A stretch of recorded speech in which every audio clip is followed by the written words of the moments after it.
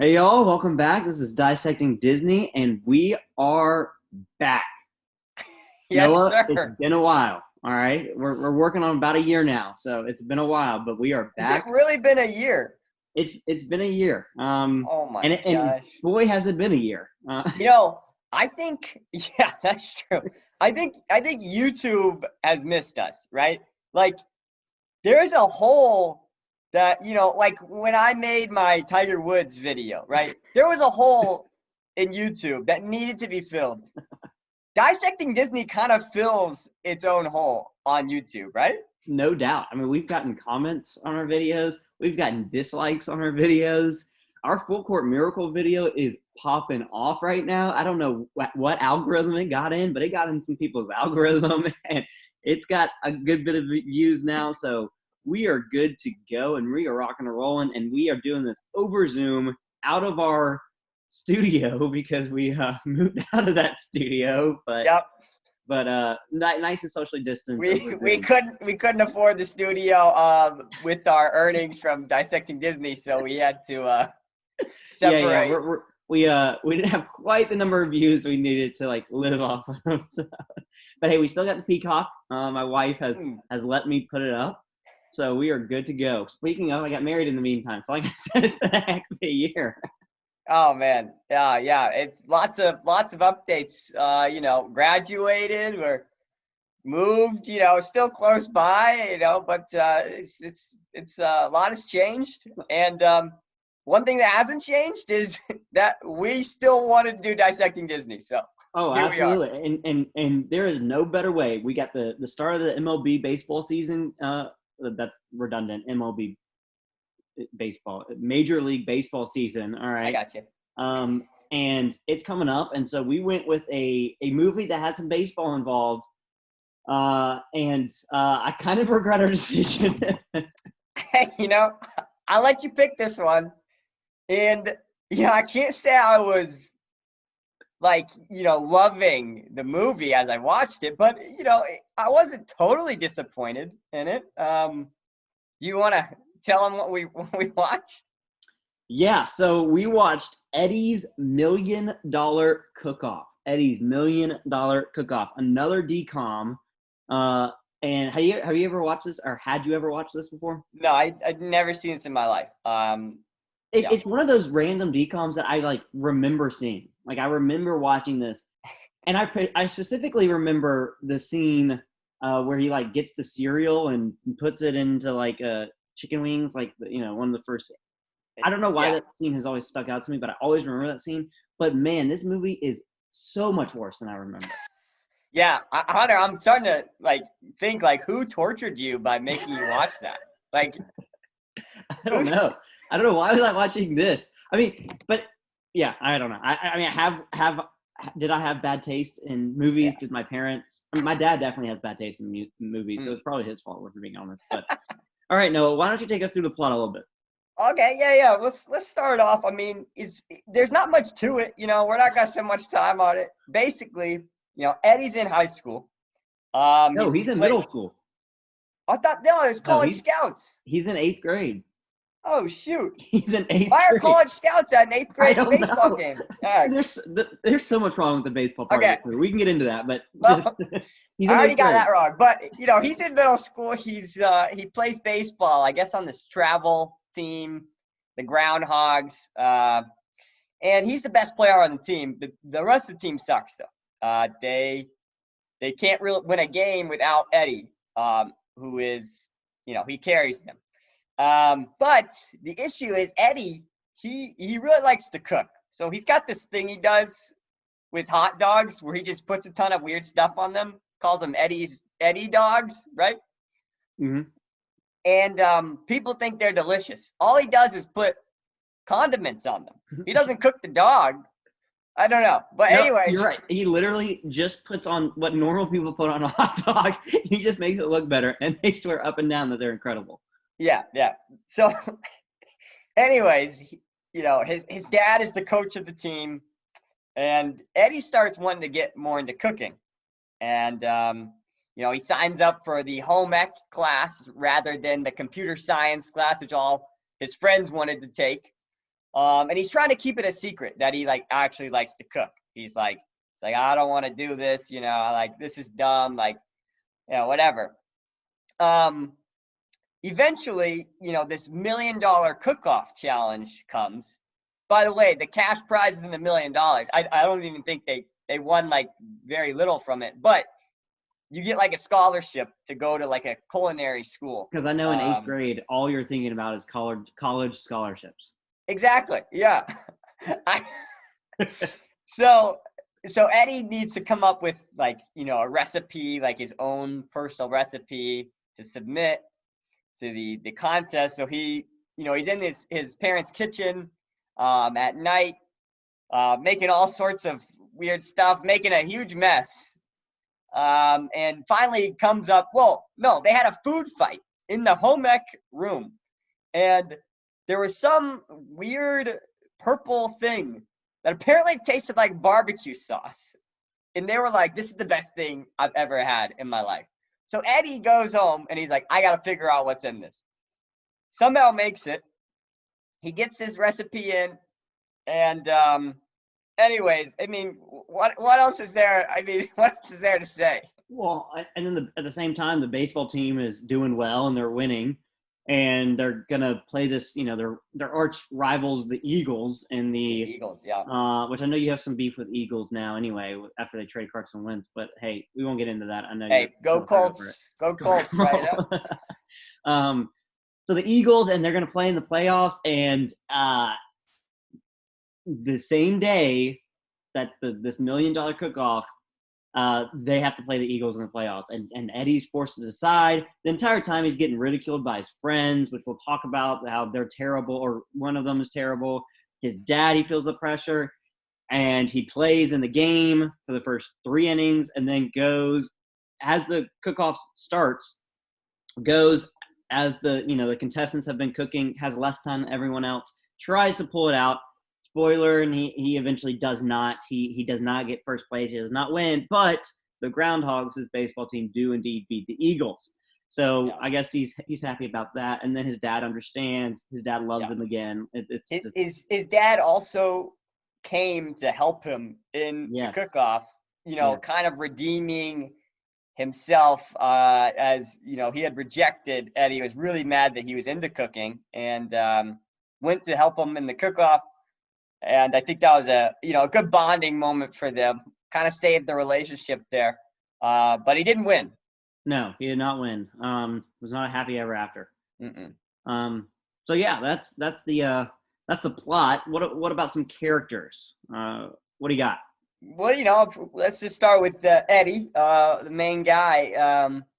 He's kind of seen as like a cool kid with like lame friends, I guess, right? Like, the baseball team's kind of like full of like misfits, but Eddie's like the star of the team. They look up to him. And eventually, what happens is, Eddie is ridiculed by his friends and everybody. They don't even want to like talk to him because he likes cooking, which I guess for some reason, everybody was like, cooking is the worst thing that a guy could possibly do. Right. I mean, we look. This movie was made in 2003, and now we were both 5 in 2003. So like maybe our memories are just bad, but I don't remember. That men cooking was that big of a deal in 2003. Like, call me crazy, but they could have like had Eddie dancing ballet or like something significantly more feminine than cooking. Like maybe I'm just ultra progressive, and I know that's how a lot of people would describe me, as ultra progressive, but I just don't see it as that big of a deal that a guy is cooked, especially when Bobby Flay, or whatever the guy's name is a famous chef in the movie, at the time, who's a man and he's cooking. Why is it that big of a deal? I couldn't understand it. Speaking of Bobby Flay real quick, I guess we can talk about him because his acting in this movie was terrible. I mean, thank God he's a good chef. Well, I know. You would think the guy, he gets paid to be on TV and cook. And I don't know what was going on with him, but he was just so awkward in every scene he was in. He was. He was. And he even sounded weird. Like his Yeah, accent was even weird. Like yeah. it was like he was trying to like play a character, but he wasn't. He was himself. Like there was no reason to like play a Yeah, character. like that, like just you're Bobby Flay, dude. Like, Right, like you're literally playing Bobby Flay, and he got it wrong. Like, I don't know how you play yourself incorrectly, but he did. All right, so then we got Eddie. Eddie is the main character. He's stuck between a rock and a hard place. He's getting made fun of, and he wants to cook, and he loves cooking. We got his dad, and his dad is, I mean, stereotypical like masculine dad who doesn't understand his kid, doesn't understand why his kid would want to do anything but play sports. He finds out he loves to cook, makes fun of him, ridicules him, calls him a girl. I mean, just not like the support of that, but at the same time, right? He thinks he knows his son best, right? So he thinks like, oh, well, I know what Eddie wants, and like doesn't realize he wants to cook. So there is a really kind of oblivious and uh, just backwards kind of guy. let's not put all the blame on him, okay? Eddie wouldn't tell him. Eddie was lying to him about his true passion. I'll give you that. I'll give you that. Now it was after he was made fun of for sure, and he That is true. but and then his brothers are making fun of him too. So he is getting ridiculed. I mean, he is. I mean, the whole school's laughing at him. Literally, the whole school. Which, okay, let's be honest here. Okay, no one cares about anyone that much in middle school. Like the whole school to like give someone their attention. There was there was a scene where like the day after it was announced that Eddie had made it to the finals of the cook-off competition. There was a scene where like literally everybody in the school throughout the whole day would just point at him and laugh, and I'm like, Right.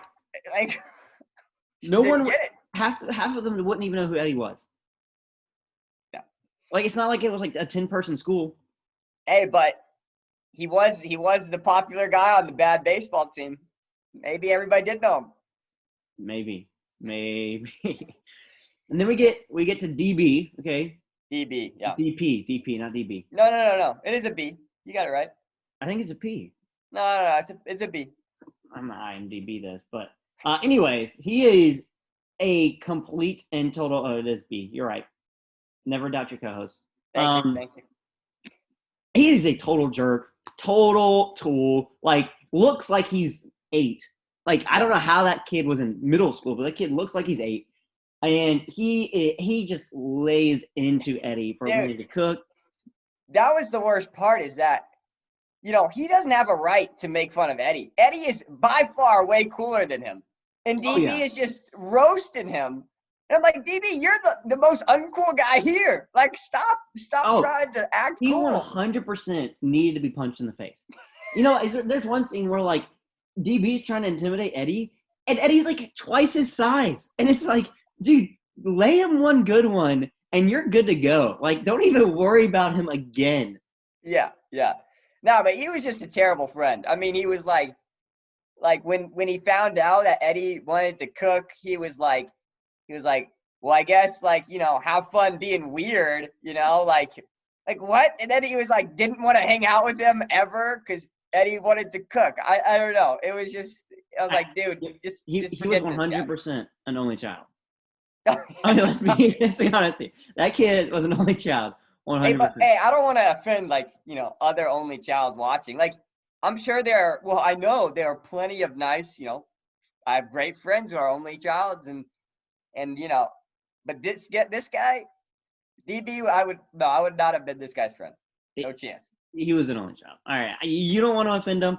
I'll risk offending them. And they know. Like, they know what I mean by it. All right.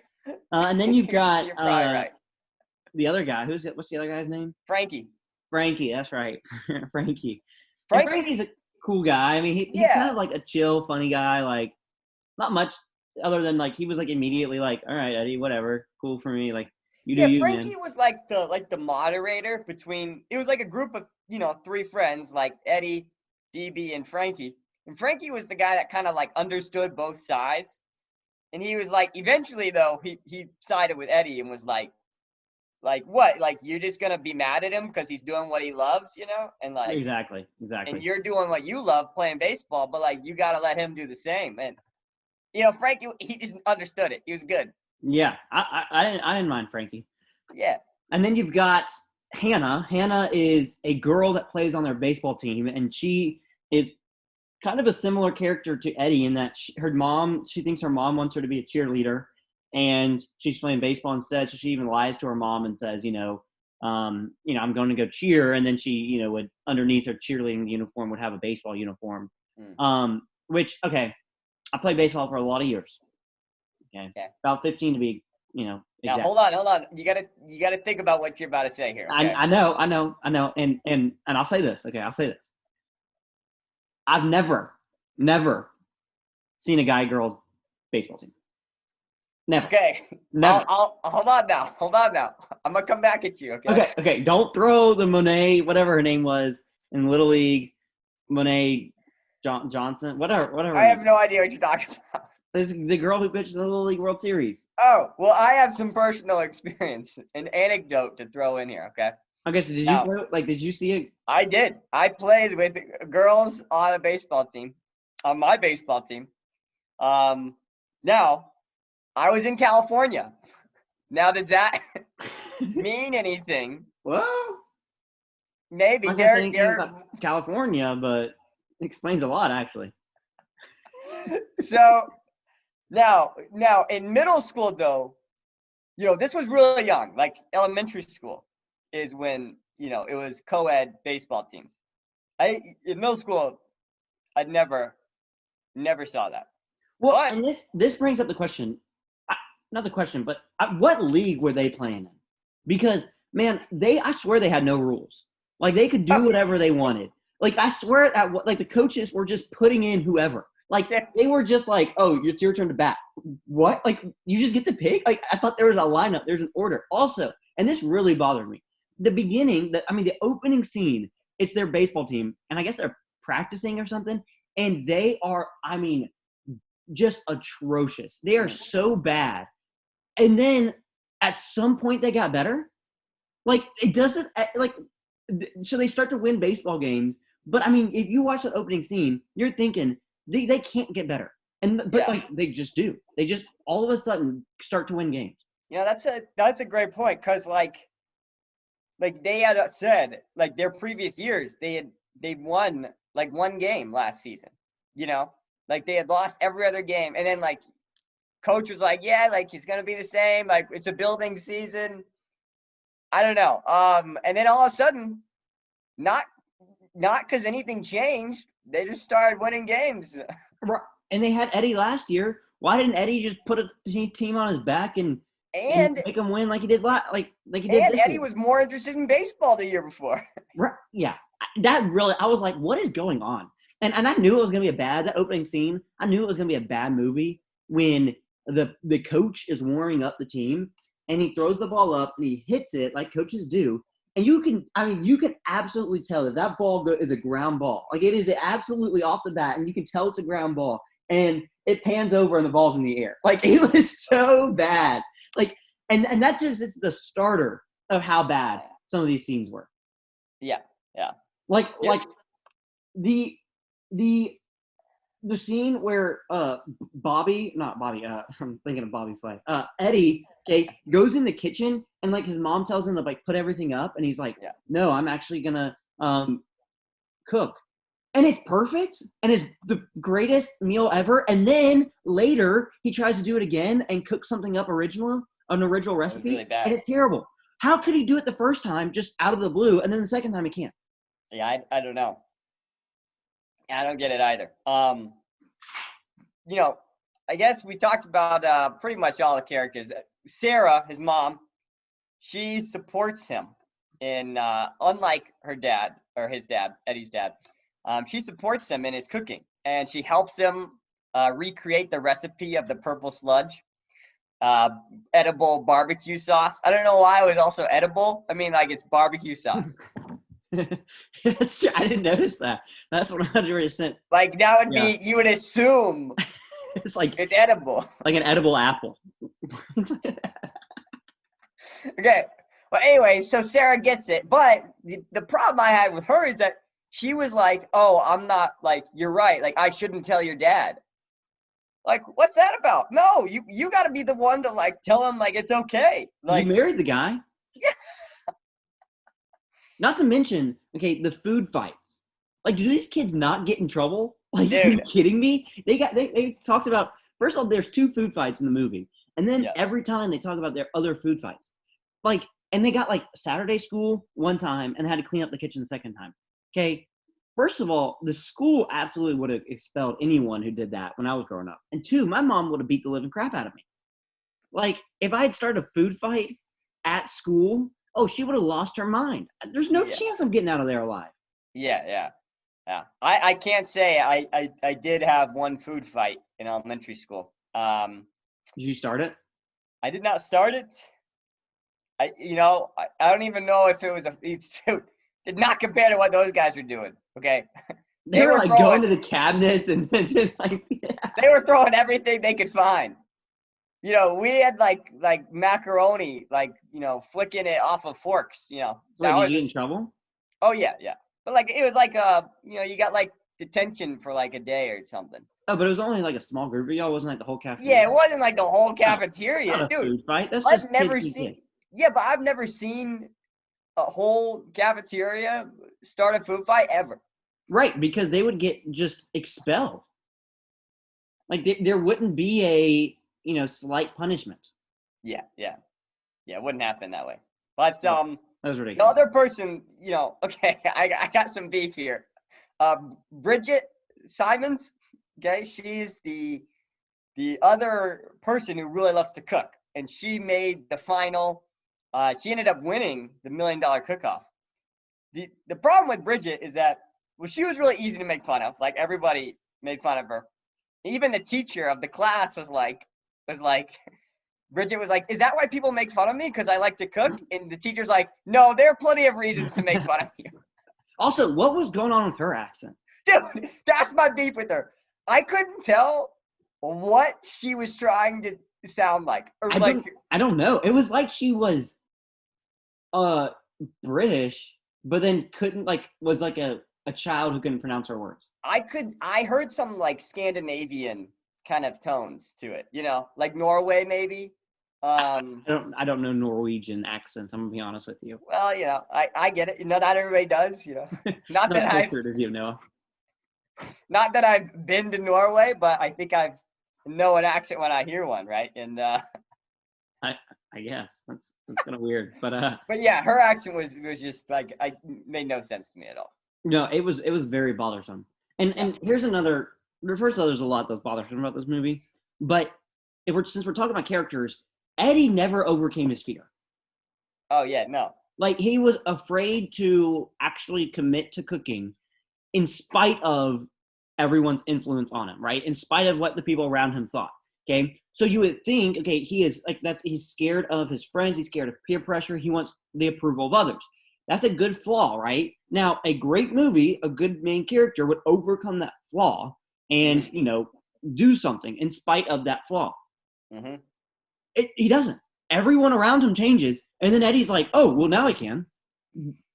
And here's, I will say, this is a redeeming quality of the movie. Hannah, the girl that was a cheerleader, and she does actually overcome her fears, right? Because she was afraid of her mom, and when her mom, finds out that she plays baseball instead of is a cheerleader, she says, "This is what I like," and her mom's like, "I figured," But she actually had to overcome her fear. Eddie's just like, "Oh, y'all finally approve? Okay, well, I guess I'll do it." Like, what? So the moral of the story is, if you just, never take any initiative or take any steps to overcome your fear, eventually everyone will just change. I guess that's it, Yeah, definitely was not like, like thinking of Emperor's New Groove. Emperor Cusco, he totally redeemed himself.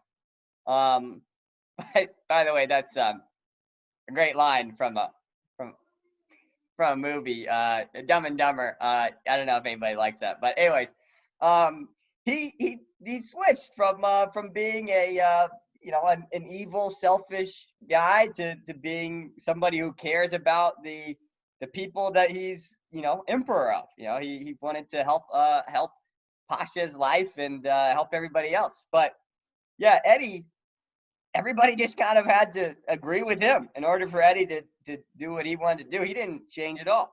Also, why in the world did Eddie have the barbecue sauce at the game with him? Like, you remember that scene? Like, he's like in the dugout and he takes out the like purple sauce that he had made. And he's playing baseball. Like, what are we doing? Why would he have brought that?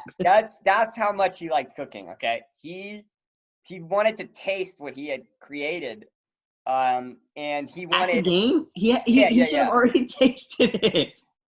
He couldn't get his mind. He couldn't get his mind off of it, Hunter. Okay, and he was like, yes, like I need to taste this over and over again. Well, and then they had the portable TV in the dugout. Like, come on. Okay.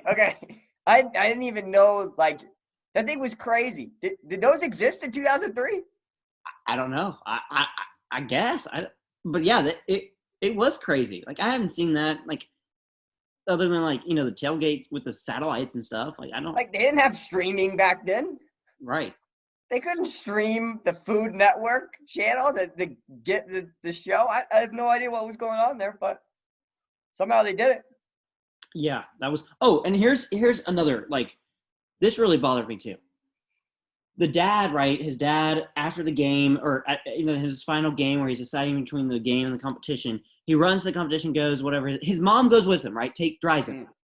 I know what you're about to say. And then the dad realizes, oh wait, I should go because he needs my help. Like, all the other contestants had someone there helping him, but Eddie. Okay, so his mom is in the stands watching, not helping.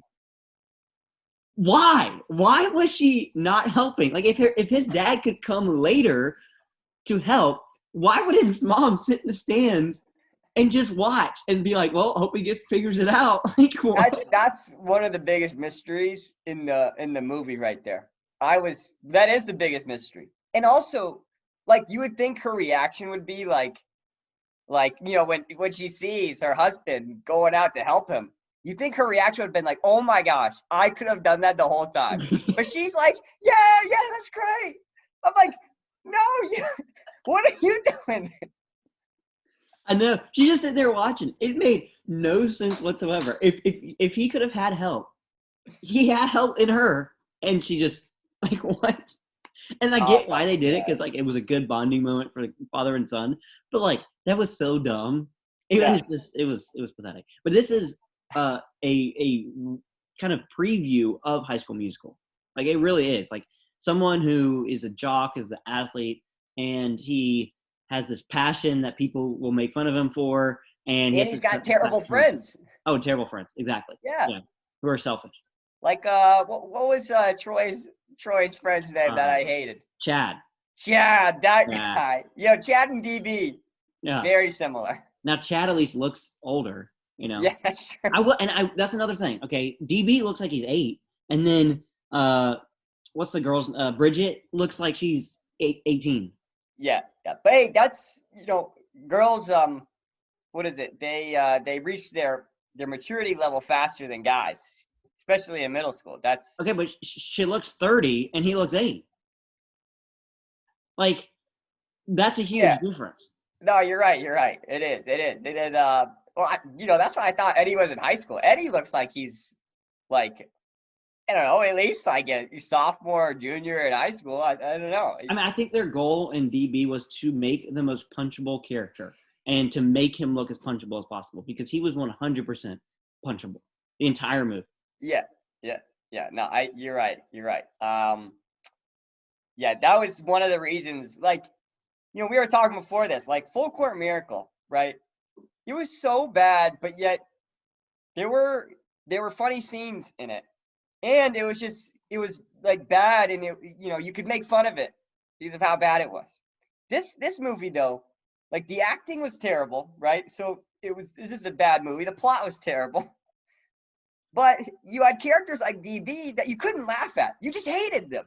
You're like, DB, you suck, dude. And but at least in Full Court Miracle, I didn't hate anybody in the movie. It wasn't like I was like, man, that guy, like, I want somebody to punch him. No. Yeah. This movie, though, there's a couple like that. Oh, yeah, 100%. Yeah, it was bad. It was easily worse than Full Court Miracle. Oh yeah. Like not even close.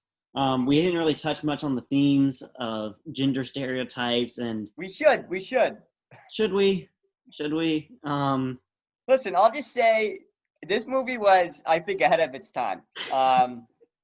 Right? Like, you had girls playing baseball, which I think in 2003 might have been a little behind or ahead of its time. And then you also had girls standing up to the coach who made a lot of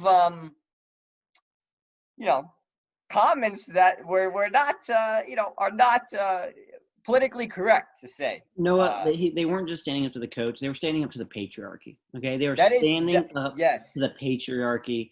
And now, fast forward to 2021, anyone can identify however they want and do whatever they want. And here we are. I mean, it started with Eddie's $1 Million Cook-Off. We have Eddie's $1 Million Cook-Off to thank because the people now running our society watched Eddie's $1 Million Cook-Off and learned the valuable lessons it has to teach. That is true. And, I know what you say about Disney and how, their movies shape people's children's minds. And, I guess it makes sense. The correlation is there. Now, is it necessarily causation? People could say different things, and you might argue one way or the other. But this is where we do the typical disclaimer that you're a Disney shareholder and have an invested interest in the company doing well, and I am not. I'm a Disney hater. So here we are. Yeah. I that is one thing I do love. I absolutely love Disney. Not investment advice. Not investment. No, but we're gonna do investment advice, maybe like a URI or something. But hey, not investment advice. Not investment. All right, now that we're talking about stocks, we should probably go ahead and wrap this up. So go ahead and subscribe, like, comment, share, do all that. We'll be back at it. We're not going to take another year off. 2020 was a heck of a year, but 2021, we are on the come up again. So leave suggestions. We want to, I don't want to just do bad DCOM movies, even though they're fun to talk about. Let's do some good movies, and I'd love to analyze them. Hunter, you should also shout out your Substack. Oh yeah, follow my newsletter, the Burnett Breakdown on Substack, and this episode was sponsored by Eats by Alexa. Okay, so go follow Eats by Alexa on Instagram. We do have sponsors now. Go check that out if you want nutrition, how to shop for groceries, any deals. Personally, I can say just a testimony. I eat them every night. I literally eat Eats by Alexa meals every single night that they're posted. I really genuinely wouldn't survive without it. And that's the other thing. Eats by Alexa, speaking of, we just watched this cooking movie, and Eddie, he eventually, I guess, learned how to cook. But Eats by Alexa, she can teach you how to cook as good as Eddie did. Oh, easily. And better. Yeah. I mean better. It is. You'd win the $1 Million Cook-Off if you follow Eats by Alexa's advice. In fact, should be called Alexa's $1 Million Cook-Off, if we're being honest. All right, I think we've got it out that we're sponsored by Eats by Alexa. Sure are. All right, like, subscribe, comment. See y'all next time. See ya. Peace.